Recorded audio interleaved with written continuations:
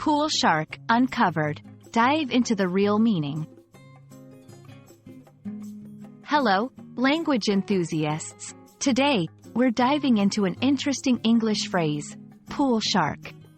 By the end of this video, you'll understand its meaning, origin, and how to use it in sentences. Let's jump right in. Pool and shark. Separately, these words have straightforward meanings. Pool, a small body of standing water or a game where players use cues to strike balls into pockets on a table. Shark, a large fish that is known for its sharp teeth and, sometimes, its aggressive nature.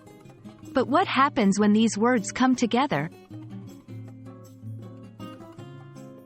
When we say someone is a pool shark, we don't mean they're a fish swimming in a pool.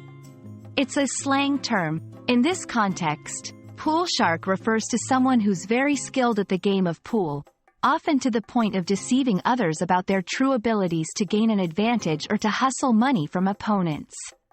Imagine someone pretending to be an average player but suddenly showcasing their exceptional skills once money or a bet is involved. That's a classic move of a pool shark. Now that you know the meaning, let's see how we can use pool shark in sentences. 1. Be careful when betting money on that game. I've heard he's a real pool shark.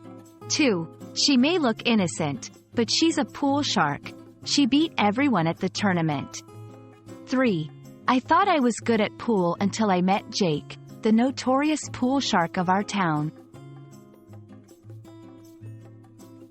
While the exact origin is unclear, the term pool shark has been in use since the early 1900s.